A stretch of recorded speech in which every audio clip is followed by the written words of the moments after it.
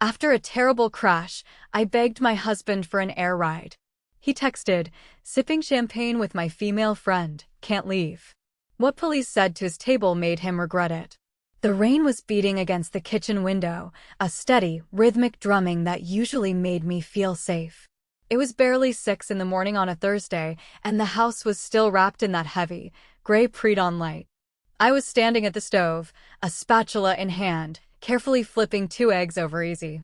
Bacon was sizzling in the pan next to it, crisping up just the way my husband, Preston, liked it. I had been making this exact same breakfast for him for 8 long years. My hands knew the motions entirely by muscle memory, leaving my mind free to wander. I thought about my brother, Garrison. He was the one who practically raised me after our parents passed away when we were just kids. Garrison was tough, a shark in the real estate world now, but back then, he was just a scared teenager working double shifts at a diner to make sure I had decent shoes for school. We grew up knowing the exact value of $1 because we never had enough of them. Maybe that was why I had clung so hard to Preston when we first met. Preston came from a completely different universe. His family had generational wealth, a massive house with a manicured lawn, and an accounting firm with their last name etched in gold on the building. To a working-class girl who had spent her whole life surviving, Preston looked like safety. He looked like the normal, stable family I had been desperately craving. But standing there watching the butter melt into his toast, I felt that familiar, heavy knot of exhaustion sitting at the bottom of my stomach. 8 years of marriage, and that illusion of safety had slowly morphed into a cage. I heard his footsteps on the hardwood floor before he walked into the kitchen. Preston was dressed in a tailored navy blue suit that cost more than my first car. He smelled of expensive cologne and freshly brewed coffee. He did not look at me. He did not say good morning. His eyes were entirely glued to the bright screen of his phone. I slid the plate of food onto the kitchen island in front of him. He sat down, blindly reaching for his fork, still scrolling. Suddenly, the screen lit up with a new text message. I saw the way his face changed. The stiff, indifferent expression he usually wore around me melted away, replaced by a soft, gentle, almost protective smile. It was the exact same smile he used to give me when we first started dating. Now, it belonged exclusively to a woman named Sloane. So, I started, keeping my voice as light and casual as possible. "Are we still on for tonight? My 5-year anniversary dinner at the pharmacy is at 7. They're giving me that little plaque." Preston did not even look up from his phone. He took a bite of his eggs, chewed slowly, and finally sighed as if I had just asked him to climb a mountain. "I don't think I can make it tonight, Nora," he said, his voice dripping with that manufactured patience he always used when he was about to let me down. "Sloane is having another massive mental health crisis. Her ex-boyfriend texted her again, and she is having severe panic attacks. She really needs me to talk her through it. We are doing a long lunch today, and I will probably need to stay with her until she calms down." I stood perfectly still by the stove. I did not yell. I did not throw the spatula. I just swallowed the massive lump of anger rising in my throat, just like I had done every single day for the past 8 years. I was the ultimate people pleaser, terrified of rocking the boat, terrified of losing the family I had sacrificed so much to build.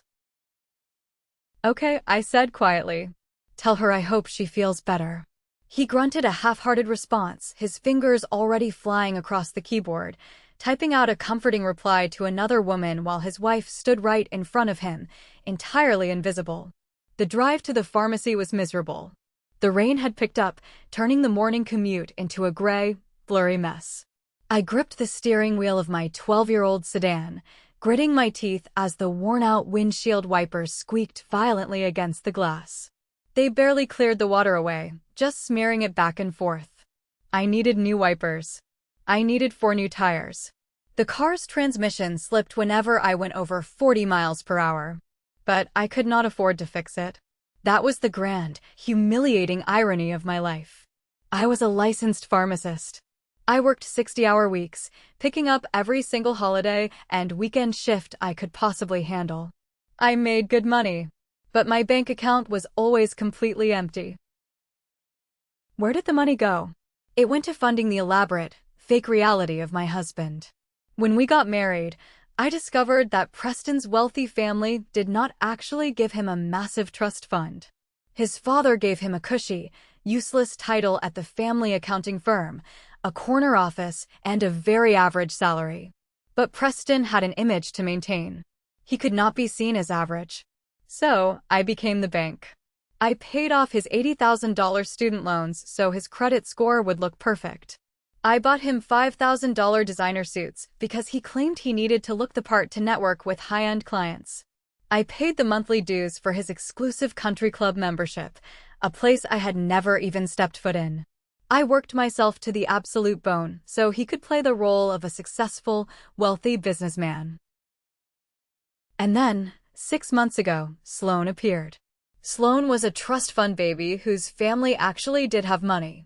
She was in her early 30s, never worked a real job in her life, and existed entirely on drama. She somehow latched onto Preston at a charity gala, and suddenly, he was her personal savior. Every single Thursday, Preston would take an extended, 3-hour lunch break to comfort Sloane through her endless rotation of imaginary crises. At first, I tried to talk to him about it. I told him it made me uncomfortable. I told him it felt wildly inappropriate for a married man to spend half his work week holding the hand of another woman. But Preston was an absolute master of manipulation.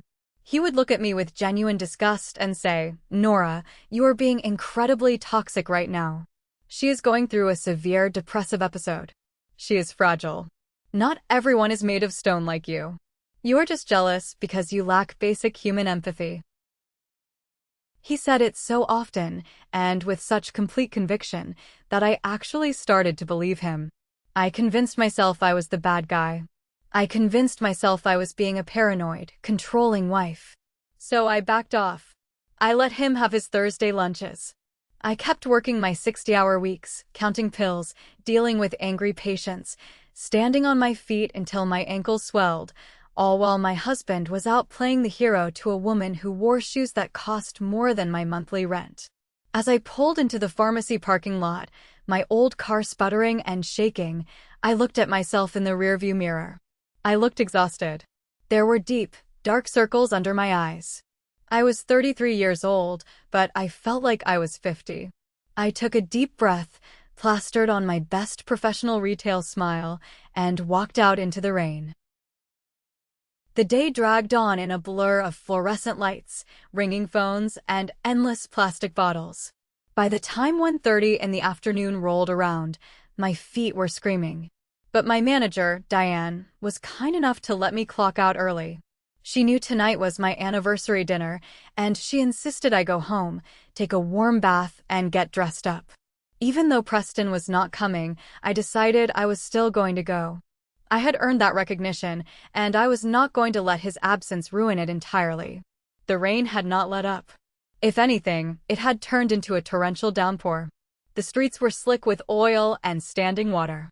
I drove slowly, keeping my speed well under the limit, my hands gripping the steering wheel so tightly my knuckles were completely white. I was humming along to a sad, acoustic song playing faintly on the radio, my mind already running through the checklist of what I needed to do when I got home. I was approaching the intersection of 5th Street and Elm Avenue. The traffic light hanging over the intersection was a solid, bright green. I had the right of way. I did not even tap the brakes as I coasted into the middle of the crossroad. I never even saw him coming. Out of the corner of my left eye, there was a sudden, massive blur of dark blue. It was a hugely lifted pickup truck, the kind driven by careless teenagers who think they are absolutely invincible. He was doing at least 60 miles per hour in a 30 zone, right through a red light, without even touching his brakes. There was no time to scream. There was no time to swerve. The impact sounded like a bomb going off inside my skull. It was a horrific, deafening crunch of tearing metal and shattering glass. The force of the truck hitting the driver's side door threw my entire 2-ton sedan violently sideways. The world spun in a chaotic, terrifying blur of gray rain and spinning asphalt. Then came the pain. It was not a dull ache. It was a sharp, blinding white fire that ripped through my left shoulder as the door completely caved in, crushing against my body. The side airbag exploded against my head with the force of a concrete block. My car finally slammed into a heavy street lamp and came to a dead, shuddering halt. For a few seconds, there was absolute silence, save for the hissing of the radiator and the sad acoustic song still playing perfectly clearly on the radio. Time felt like it was moving through thick syrup. I tried to take a breath, but my lungs refused to expand.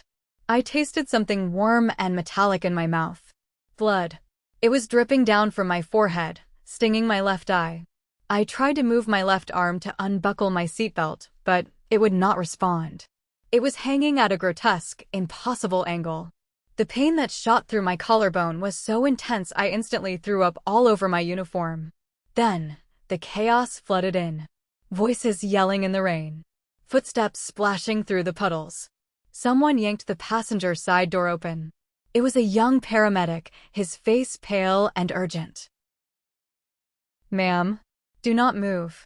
We have got you. Just stay with me," he shouted over the noise of the storm. He leaned in, shining a bright little light into my eyes. My vision was swimming. The world was turning dark around the edges. "Is there someone we can call?" the paramedic asked, pressing a thick gauze pad against my bleeding head. "A husband? A family member?" I could barely speak. My jaw felt like it was wired shut. But through the fading edges of my consciousness, 8 years of conditioning kicked in. "Preston," I choked out, blood bubbling on my lips. I rattled off his phone number from memory. "My husband. Please call him." And then, the darkness finally swallowed me whole. I woke up to the harsh, unforgiving glare of hospital ceiling lights. The smell of strong antiseptic and iodine burned the inside of my nose. I was lying on a stiff gurney in the trauma bay of Riverside General Hospital. My clothes had been cut off, replaced by a thin, paper-like hospital gown. Every single inch of my body felt like it had been beaten with a baseball bat. A doctor with tired eyes and a blue surgical cap stepped into my line of sight. I recognized him vaguely from the hospital cafeteria. "Dr. Webb. Welcome back to the living, Nora," he said, his voice surprisingly gentle for the chaos happening around us. "You took a nasty hit. You have a severe concussion, a deep laceration on your forehead that took 15 stitches, 2 bruised ribs, and a completely dislocated left shoulder. I am not going to lie to you. Putting the shoulder back into the socket is going to hurt like hell. Are you ready?" I barely had time to nod before he placed one hand on my chest and grabbed my left arm with the other. He pulled. A scream ripped out of my throat that I didn't even know I was capable of making. It was a primal, agonizing sound. White lightning exploded behind my eyelids as the joint snapped violently back into place. Tears streamed down my face, mixing with the dried blood on my cheeks. I laid there panting, staring at the stained ceiling tiles, waiting for the heavy dose of pain medication to kick in. A moment later, Nurse Patricia, an older woman with kind, deeply lined eyes, appeared at the side of my bed. She was holding a plastic clipboard. She looked at me with an expression I instantly recognized because I had seen it on my own face 1,000 times. It was deep, profound pity. "Honey," Patricia said softly, placing a warm hand on my uninjured right arm. "I am so sorry. We tried calling the number you gave the paramedics. We called your husband, Preston, 3 separate times over the last hour. But it went straight to his voicemail every single time." I closed my eyes. The pain in my shoulder was nothing compared to the sickening, hollow realization settling in my chest. I knew exactly why it went to voicemail. Preston was notoriously obsessive about his phone. He never, ever missed a call from a client. But when he was having his special Thursday lunches with Sloan, he would turn on the silence unknown callers feature on his iPhone. He had explained it to me once, bragging about how it ensured no random spam calls or unexpected numbers would interrupt their deep emotional conversations. The hospital was calling from an unknown switchboard number. So his phone was just silently blocking them, tossing my emergency straight into the trash. My husband, the man I had worked myself into the ground to support, had intentionally built a digital fortress around himself so he could sip water with his rich girlfriend without being bothered. And while he was doing that, his wife was being cut out of a crushed car with the jaws of life. It's okay, Patricia, I whispered, my voice sounding like broken glass. Could you hand me my purse? The police brought it in, right? I need my cell phone. Patricia looked hesitant, but she retrieved the purse from a plastic belongings bag at the end of the bed. She dug out my phone and placed it in my right hand. The screen was severely cracked, a spiderweb of shattered glass from the impact, but it still lit up. I had to contact him myself, because if I called from my saved contact number, it would bypass his little silencer setting. I needed to see what he would do when he finally knew the truth. Holding the cracked phone with my right hand, my fingers trembling uncontrollably from the adrenaline and the heavy painkillers, I opened our text message thread. The last message from him was from yesterday, asking me to pick up his dry cleaning. I took a shaky breath and started typing slowly, fighting through the dizziness of the concussion. I was in a terrible car crash. A truck ran a red light. I am in the emergency room at Riverside. My shoulder is dislocated, and my head is cut open. Please, you need to come pick me up. I hit send. The little green bubble popped up on the screen. Below it, the word delivered appeared instantly. I lay there, staring at the glowing screen, my heart pounding against my bruised ribs. 10 seconds passed. 30 seconds. A full minute. Then, the 3 little gray typing dots appeared at the bottom of the screen. He was reading it. He was there. The absolute relief that washed over me was intoxicating. He was going to drop everything. He was going to rush out of that restaurant, jump into his luxury car that I paid the insurance on, and come running to my bedside. He was my husband. Of course he would. This was a real crisis, not a fake one. The typing dots disappeared. I waited. My breath hitched. Why did he stop typing? Was he calling? I stared at the phone, willing it to ring. A minute later, the typing dots appeared again. Then they vanished. It was as if he was carefully crafting a response, editing it, trying to find the exact right words. Finally, my phone vibrated in my palm. The text message popped up on the shattered screen. I had to blink hard a few times to clear the blurry tears from my eyes to read it properly. It was exactly 25 words long. 25 words that ended an 8-year marriage in a matter of seconds. Sipping champagne in a VIP booth with Sloane. She is having a massive panic attack about her ex. Can't just leave. Call an Uber. Sorry, babe. I read it once. I read it twice. I read it a third time. My brain, foggy from the head trauma, struggled to process the sheer, unadulterated cruelty of what I was looking at. He wasn't just having a quick salad at a cafe. He was sitting in a VIP booth. He was drinking champagne. He was celebrating something, or just indulging in absurd luxury, while his wife was lying on a bloody gurney. He had read that I was in a crash. He had read that my shoulder was dislocated. And his immediate, calculated response was to prioritize a wealthy woman's imaginary anxiety over my actual physical survival. He told me to call an Uber. Like I was stranded at a shopping mall with too many grocery bags. In that exact moment, something deep inside my chest simply snapped. It wasn't a loud, dramatic break. It was a quiet, profound severing of the invisible cord that had kept me tied to him for nearly a decade. The people-pleasing, desperate, accommodating Nora died right there on that hospital bed. The illusion was completely shattered. I realized with absolute, terrifying clarity that Preston did not love me. He had never loved me. I was just an appliance to him. A very useful, hard-working appliance that paid his bills and kept his life running smoothly while he played a rich bachelor in public. I didn't cry. The tears stopped entirely. My heart slowed down. A strange, icy calm washed over my entire body, colder than the hospital air conditioning. I locked the screen of my phone. I was not going to call an Uber. And I was definitely not going to let him sit in that VIP booth and drink champagne in peace. I turned my head slightly, wincing as the stitches pulled tight against my skin. Nurse Patricia, I called out, my voice entirely steady, completely devoid of the panic I had felt just 10 minutes ago. She walked over quickly, her face full of concern. Did he answer, honey? Is he on his way? No, I replied flatly. He is very busy having champagne. But I need a huge favor. Do you know if Officer Miller is still out in the waiting room? He is the policeman who responded to my crash. He comes into my pharmacy all the time to pick up his husband's asthma medication. Could you please ask him to come back here?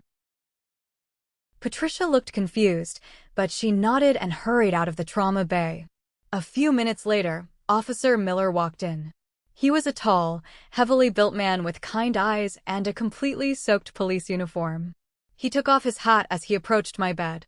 "Nora," he said gently, "I am so sorry about all this. You took a hell of a hit out there. How are you holding up?" "I will survive, Officer Miller," I said, offering him a tight, grim smile. "But I have an incredibly unusual request. It is about my husband." Officer Miller pulled out a small notepad. "Is everything okay? We couldn't get a hold of him." "I know," I said. "He is currently ignoring all unknown calls. I just texted him to tell him I am in the emergency room with a head wound and a dislocated shoulder." He texted me back stating that he cannot leave his lunch date with his female friend and told me to take an Uber. Officer Miller stopped writing. He slowly lowered his pen, staring at me in complete disbelief. "Excuse me? He told you to take a cab from a trauma center?" "Yes," I nodded. "Officer Miller, my husband is currently sitting in the VIP section of the Sterling Lounge over on Market Street. It is an incredibly high-end, extremely quiet, very snobby restaurant. I am genuinely worried that he does not fully comprehend the severity of a vehicular accident. I think he might be in shock and making poor choices." I let a thick layer of sarcasm drip into my voice. "Would it be possible for a uniformed officer to go to the Sterling Lounge and perform a wellness check? To deliver the news of my severe injuries to him in person, right at his table?" Understanding dawned in Officer Miller's eyes. A slow, incredibly satisfying smirk spread across his face. He knew exactly what I was doing. I was asking the police to publicly humiliate my husband in front of his wealthy mistress and an entire restaurant full of the local elite. "You know, Nora," Officer Miller said, snapping his notepad shut and tucking it into his chest pocket. "Ensuring that family members are properly and officially notified of medical emergencies is a critical part of police protocol. And we certainly would not want a citizen to remain ignorant of his wife's critical condition." "Exactly," I said, feeling the first spark of genuine joy I had felt all day. "The Sterling Lounge, VIP section." "You got it," Officer Miller said, putting his hat back on. He gave me a crisp, two-finger salute. "I will handle this notification personally. Take care of yourself, Nora. I have a feeling your husband is going to have a very bad afternoon." I watched him walk out of the emergency room. I closed my eyes and allowed myself to vividly picture the scene that was about to unfold. The Sterling Lounge with its crystal chandeliers, soft jazz music, and hushed conversations. Preston, leaning in to whisper something charming to Sloane. And then the heavy, squeaking boots of a uniformed police officer storming right up to their velvet booth, bringing the entire restaurant to a dead, staring silence. Let him choke on his champagne. I was done. If you are enjoying this story of ultimate revenge, please hit that like button, subscribe to the channel, and leave a comment telling us what city you are watching from. Every comment helps push this video to more people. Thank you so much for your support. It was exactly 5 o'clock in the evening when my older brother, Garrison, finally burst through the heavy double doors of the emergency room. He was wearing his signature sharp gray suit, the one he wore to close million-dollar commercial real estate deals, but his tie was completely askew, and he was drenched in rain. He had driven over 100 miles from the neighboring city the absolute second I had a nurse call him. Garrison took one look at me sitting in that hospital bed, with my arms strapped tightly in a sling and 15 stitches tracking aggressively across my forehead, and the color completely drained from his face. He crossed the room in 3 long strides and gently grabbed my uninjured hand. "I am so incredibly sorry it took me this long to get here, Nora," he said, his voice thick with suppressed emotion. "The highway was basically a parking lot because of the storm." "Where is Preston? Is he parking the car?" I did not say a word. I simply used my good hand to pick up my shattered phone, unlocked the screen, and handed it to him. I watched his eyes dart back and forth as he read the 25 words his brother-in-law had sent me. I watched the progression of his reaction. First, there was complete, profound disbelief. Then a dark, heavy flush of anger crept up his neck. But Garrison was a businessman. He did not yell. He did not throw the phone against the wall. Instead, his features settled into a cold, terrifying, calculated calmness. It was the exact same look he got right before he legally dismantled a rival development firm. 8 years, Garrison whispered, shaking his head slowly. You gave that parasite 8 years of your absolute prime, paid his debts, bought his clothes, and he tells you to take a cab from a trauma ward because he is drinking champagne with a trust fund baby. Before I could respond, my phone vibrated in his hand. Garrison looked down at the screen, his eyebrows shooting up into his hairline. You have a new Instagram direct message, he said, his voice dropping an octave. From someone named Sloan. My stomach did a violent flip. Read it to me, I commanded. Garrison cleared his throat and began to read aloud. Nora, I am so completely mortified by what happened today. When the police officer walked right up to our table in the VIP section, I was absolutely shocked. I asked Preston why he did not leave the second you texted him. He told me that you were just being dramatic. He said you were probably exaggerating a minor fender bender to get attention because you were jealous of our friendship. Even when the officer explicitly told him about your head wound and your dislocated shoulder, Preston kept insisting to the whole restaurant that you were manipulating him. I am so disgusted. I had no idea you were actually hurt. Please get well soon. Garrison finished reading and slowly handed the phone back to me. Preston had not just abandoned me. When directly confronted by the police in front of his precious mistress, he had actively chosen to throw me under the bus. He had painted me as a hysterical, lying, manipulative wife to save his own face. He had tried to gaslight the police. Whatever tiny, microscopic sliver of hesitation I had left inside my heart instantly vaporized. Garrison, I said, my voice as cold and hard as concrete. I want him gone. Out of my house. Out of my life. I do not want to see his face ever again. Garrison pulled out his own phone, his thumbs already flying across the screen. Consider him a ghost. I am calling my favorite locksmith right now. And I know a moving company that specializes in rapid, discreet extractions. They will be there first thing in the morning. Let me handle the garbage removal, Nora. You just focus on breathing. Friday morning felt like stepping onto a completely different planet. The storm had finally passed, leaving the sky a bright, blinding, obnoxiously cheerful blue. Garrison had driven me home from the hospital late Thursday night, tucked me into my bed with my heavy painkillers, and slept on the living room couch like a guard dog. At exactly 8 o'clock in the morning, the heavy drilling started. Garrison had hired the best locksmith in the city. The man moved with incredible efficiency, replacing the front door deadbolt, the back patio lock, and even the side door to the garage. By 9 o'clock, a massive white moving truck backed into my driveway. A team of 4 professional movers, led by a burly, no-nonsense guy named Diego, marched into my house carrying stacks of heavy-duty cardboard boxes and industrial tape. I sat on the living room sofa, heavily medicated but completely alert, with my left arm secured in its thick medical sling. I pointed with my right hand, directing the purge of my own home. Everything in the master closet on the left side, I instructed Diego. Every single suit, every silk tie, every pair of imported leather shoes. Box it all up. I sat there and watched my entire 8-year marriage be dismantled and categorized into brown cardboard squares. It was a bizarre, surreal experience. I watched the movers carefully wrap the $2,000 espresso machine Preston had begged me to buy him for his birthday, a machine he had never actually bothered to clean himself. I watched them pack his pristine, custom-made golf clubs that cost more than 4 months of my mortgage payments. I watched them bubble wrap his extensive collection of luxury watches, all of which I had purchased by picking up exhausting overtime shifts during flu season at the pharmacy. Hey, Nora. Garrison called out from the hallway. He was holding a stack of framed photographs. What do you want me to do with these? The wedding pictures. I looked at the shiny, happy faces staring back at me from the silver frames. I looked at the younger version of myself, so naive, so desperate for a family that I could not see the massive, glaring red flags waving right in front of my face. "Throw them in a box," I said flatly. "Label it illusion and put it with the rest of his garbage." By 11 o'clock, the entryway of my townhouse was completely blocked by a towering wall of cardboard.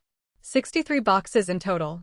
Diego handed Garrison a detailed, itemized inventory sheet to sign.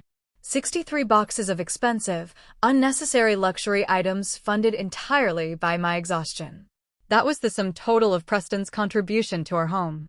He brought absolutely nothing of substance, only things that required constant maintenance and money. As the movers carried the last of his expensive gym equipment toward the front door, the house suddenly felt incredibly vast. The air felt lighter. For the first time in nearly a decade, I was not suffocating under the weight of his massive, fragile ego. Just as Diego and his crew were finishing up, there was a soft, hesitant knock on the newly installed front door. Garrison opened it to reveal Mrs. Higgins, my 70-year-old neighbor from across the street. She was a sweet, observant widow who spent most of her days tending to her immaculate rose bushes and keeping a very close eye on the neighborhood. She was holding a large, steaming Tupperware container of homemade chicken noodle soup. Her eyes darted nervously over to the massive mountain of 63 boxes stacked in the hallway. "Oh, Nora, my dear girl," Mrs. Higgins cooed, shuffling into the living room and setting the soup down on the coffee table. She looked at the heavy bandages on my forehead and the sling holding my arm. "I saw the police car parked outside the hospital when I was listening to my police scanner yesterday. I knew something terrible had happened. But what is all this?" She gestured toward the boxes. "Spring cleaning, Mrs. Higgins," Garrison said smoothly, offering her a charming, tight-lipped smile. "Preston is no longer residing at this address." Mrs. Higgins let out a long, heavy sigh. She sat down on the edge of the armchair across from me, her wrinkled hands nervously twisting the fabric of her floral skirt. She looked deeply conflicted, as if she was carrying a heavy physical weight on her shoulders. "Nora," she began, her voice trembling slightly. "I am an old woman, and I have always believed in minding my own business. But seeing you sitting here, battered and bruised, while throwing his things out, I have to tell you something. I simply cannot carry it anymore." I leaned forward slightly, ignoring the sharp pull in my ribs. "Tell me what, Mrs. Higgins?" She looked down at her hands. "That woman. The one with the blonde hair and the shiny white BMW. I know her name is Sloane because I heard him yelling it in the driveway once. Nora, she wasn't just having lunch with him downtown." The room went entirely silent. Even Garrison stopped moving. "What do you mean?" I asked, my voice barely a whisper. "For the past 4 months," Mrs. Higgins said, refusing to meet my eyes, "every single Tuesday afternoon, like absolute clockwork. Right around 2 o'clock, when you were doing your late inventory shift at the pharmacy. That white BMW pulls right into your driveway. She goes inside with him. And she never leaves before 5. A cold wave of nausea washed over me, completely independent of my concussion. Tuesday afternoons.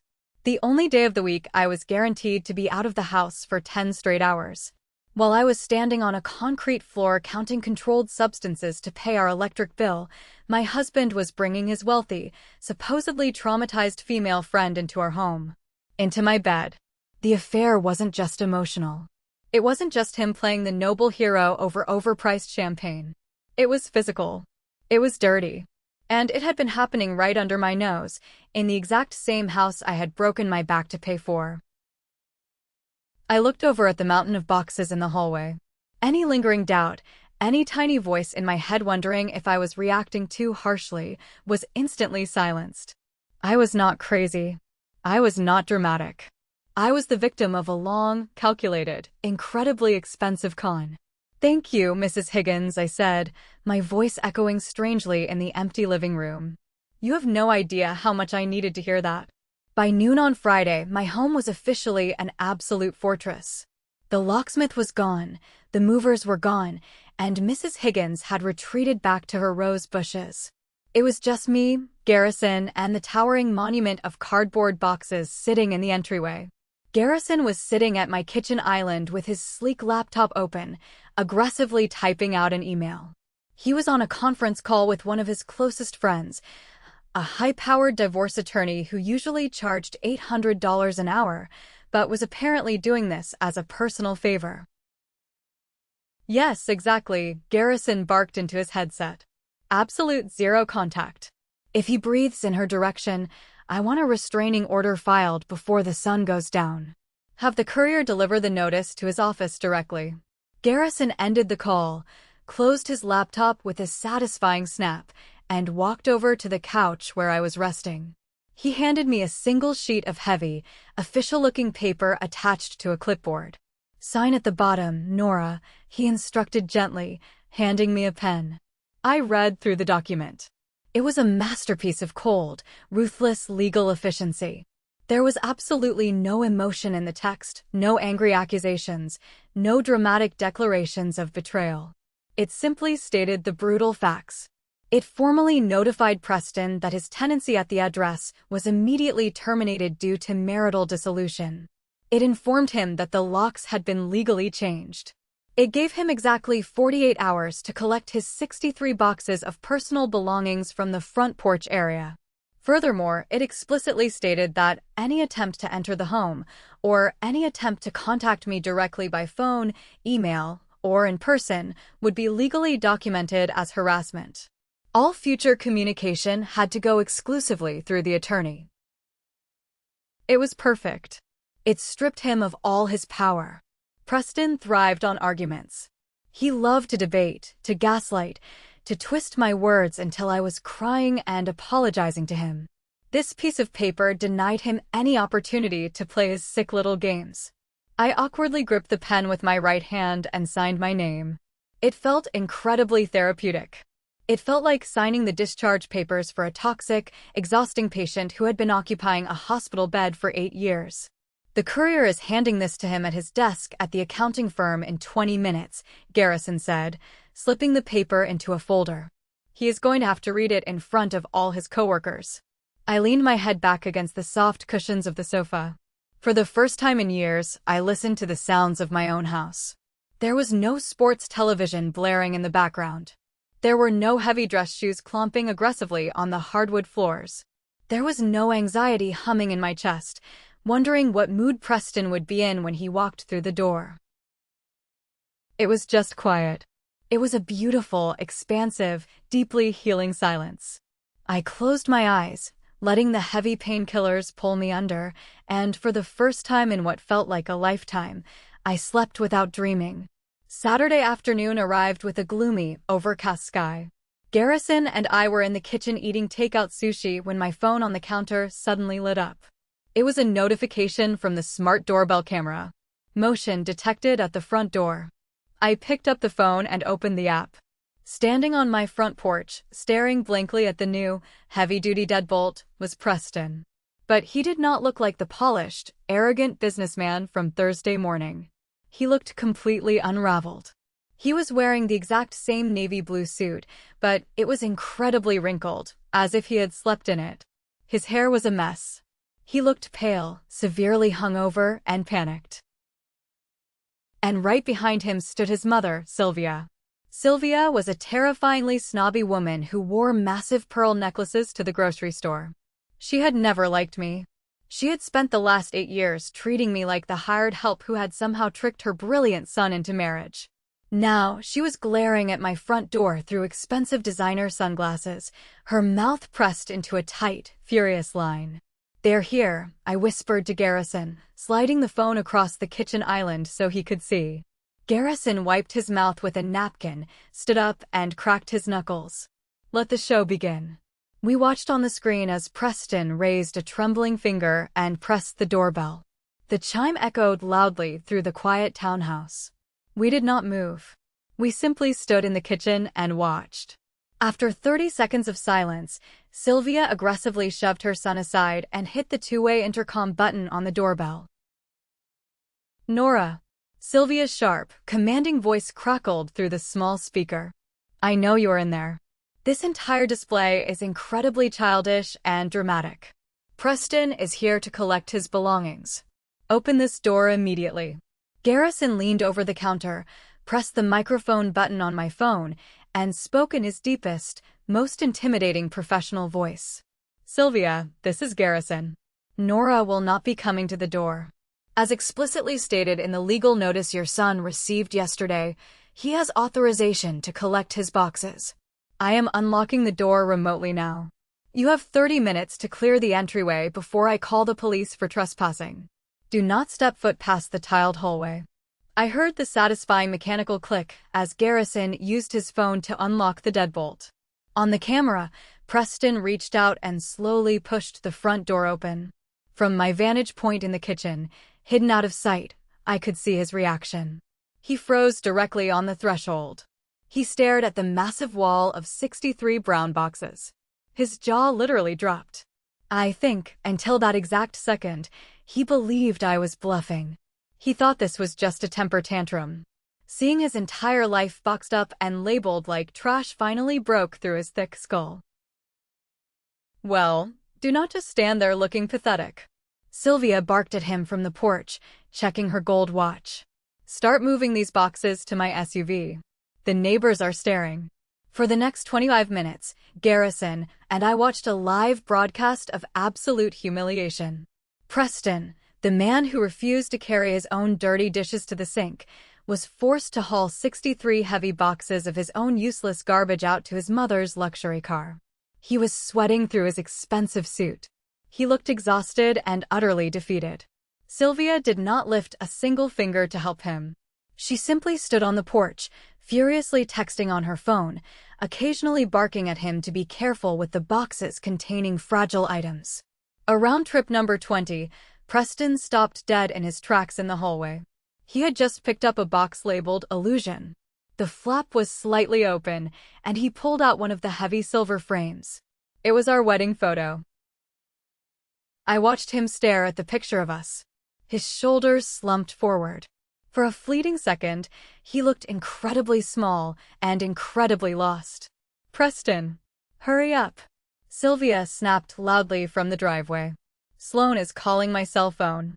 She says she needs to speak to you immediately. Let's go. Even now, even while his marriage was being literally thrown onto the sidewalk, Sloane was pulling his strings. Preston quickly shoved the photo back into the box, wiped his face with his sleeve, and carried it out the door. When the last box was loaded, Garrison pressed a button on the app, and the heavy front door swung shut and locked automatically. 3 weeks passed. The bruises on my ribs faded to a dull yellow, and the terrible headaches from my concussion slowly disappeared. I had the stitches removed from my forehead, leaving a thin, neat pink line that I wore like a battle scar. I returned to work at the pharmacy for a few half shifts, easing back into my normal routine. My home was entirely mine.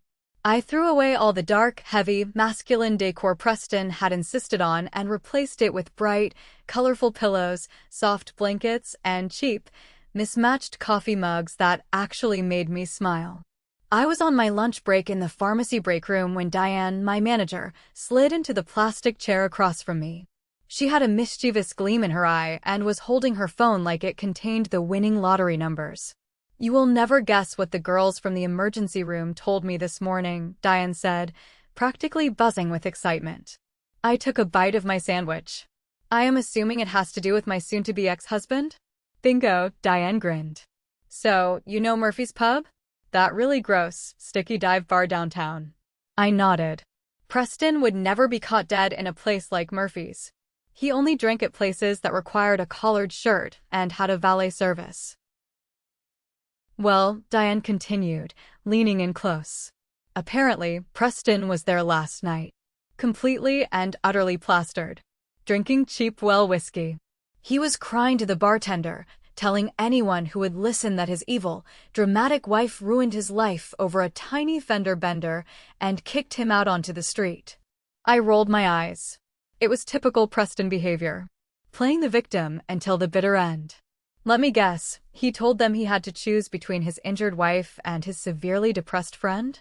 Oh, it gets infinitely better, Nora, Diane laughed, slapping the table. You know Sloane? The incredibly traumatized friend who is having a massive panic attack. Yes, my cousin's husband works at Sloane's father's investment firm, Diane revealed, her eyes wide. The exact day you kicked Preston out, the day he lost his fancy house and realized you cut off his access to your bank accounts. Sloane completely dumped him. Her severe mental health crisis magically evaporated. She ghosted him entirely. And right now, as we speak, she is posting bikini pictures on her Instagram from a 5-star luxury resort in Cabo San Lucas, Mexico, with some new, incredibly wealthy older guy. I slowly lowered my sandwich. A massive, genuine laugh bubbled up from the very bottom of my stomach and escaped my lips. It was absolute, perfect, poetic justice. Preston had thrown away an 8-year marriage, a loyal wife, a comfortable home, and endless financial support, all to play the hero for a spoiled, wealthy woman who discarded him the absolute second he became an inconvenience. When the police showed up at the restaurant and exposed his terrible behavior, Sloane realized he was bad for her image. And when I kicked him out, she realized he had no actual money of his own. He was entirely, utterly alone. Drinking cheap whiskey in a dive bar, crying over a woman who was sipping margaritas on a beach thousands of miles away. Wow, I said, wiping a tear of laughter from my eye. Karma truly is an incredibly efficient worker. 5 weeks post-accident. The weather had shifted from gloomy rain to bright, crisp sunshine. I was standing behind the tall pharmacy counter, casually organizing a fresh shipment of medication, when the little bell above the automatic doors chimed.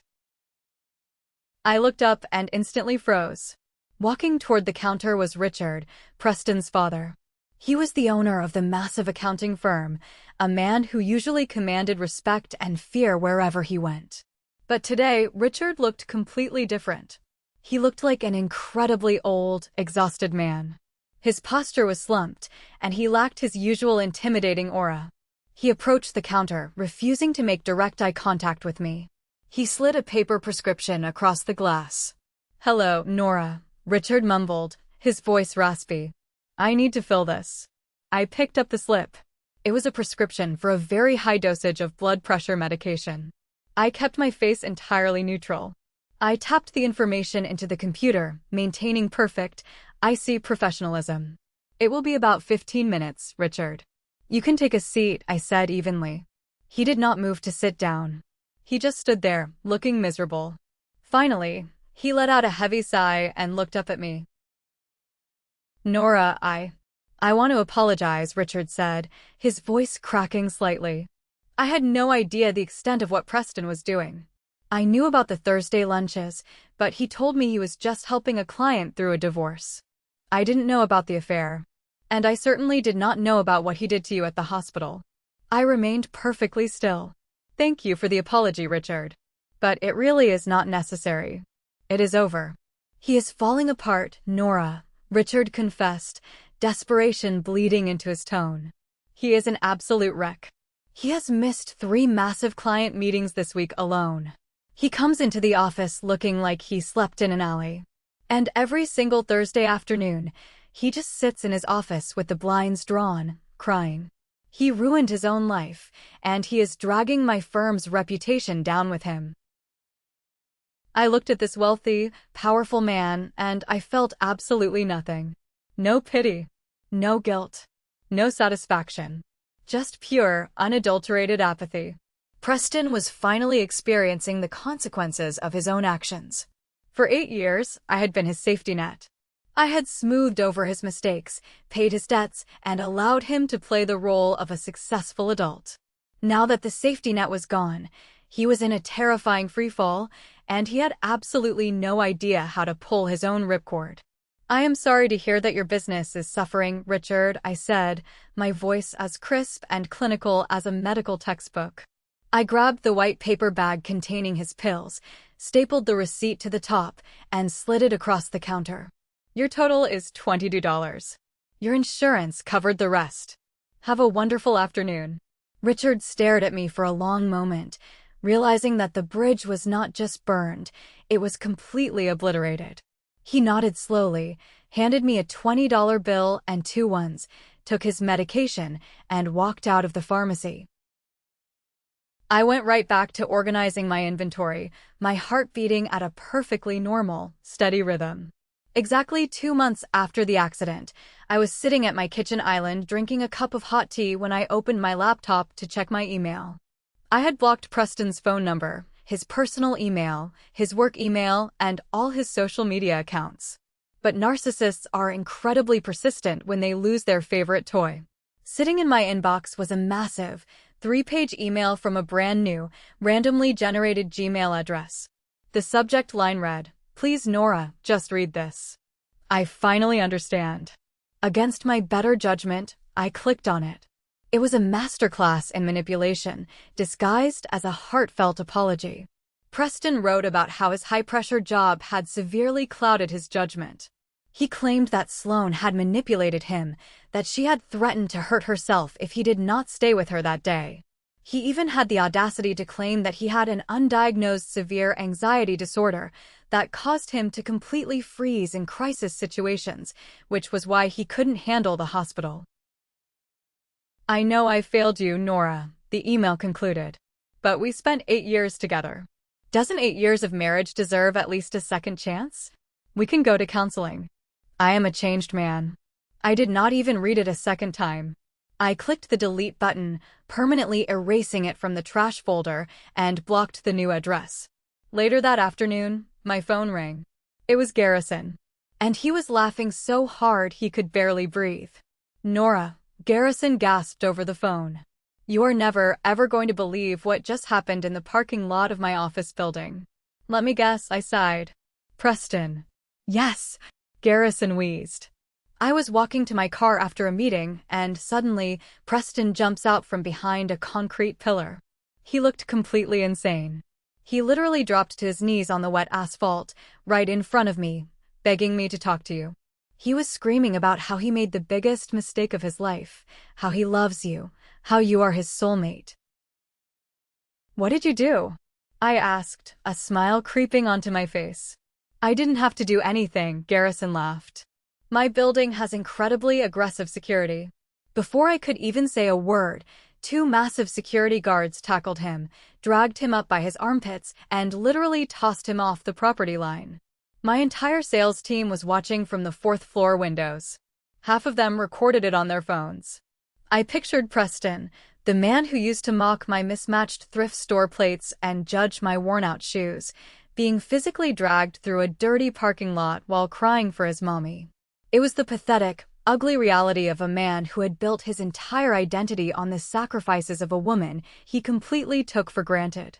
He didn't miss me. He missed what I provided for him. He missed the money, the cooked meals, the clean house, and the endless, blind loyalty. He was a parasite that had been brutally detached from its host, and he was starving. 6 months later. It was a beautiful, crisp Friday evening. My townhouse was filled with the loud, joyful sounds of genuine laughter. I was hosting a dinner party. The dining table was set with a chaotic, beautiful mix of colorful plates and bowls. Garrison was in the kitchen pouring wine. Diane was telling a hilarious story about a rude customer at the pharmacy, and Mrs. Higgins was sitting in my armchair, happily eating a slice of chocolate cake. There was no tension. There was no walking on eggshells. The heavy, suffocating shadow of Preston had been completely scrubbed from the walls. The next morning, I woke up early. I got dressed in a comfortable pair of jeans and a sweater, grabbed my keys, and got into my brand new, perfectly running, incredibly safe SUV. I had finally used my savings, money that used to go straight to Preston's credit card bills, to buy something for myself. I drove through the city, heading toward a new coffee shop Garrison had recommended. Without even realizing it, my route took me straight down Elm Avenue. I was approaching the intersection of 5th Street. The exact location where my car had been crushed, where my shoulder had been ripped from its socket, and where my life had violently, permanently changed. I pulled up to the intersection. The traffic light overhead was bright red. I pressed my foot on the brake and waited. I looked around. It was just a normal, boring street corner. The pavement had been cleaned. There was no shattered glass, no twisted metal, no lingering trauma. I sat there in the quiet comfort of my new car, feeling a deep, profound sense of gratitude. I didn't feel angry at the reckless teenager who ran that red light. In a very strange, twisted way, I was incredibly thankful for him. That terrible crash was the violent, shocking awakening I desperately needed. It was the catalyst that finally shattered the illusion of my toxic marriage and forced me to see the absolute truth. It broke my bones, but it saved my actual life.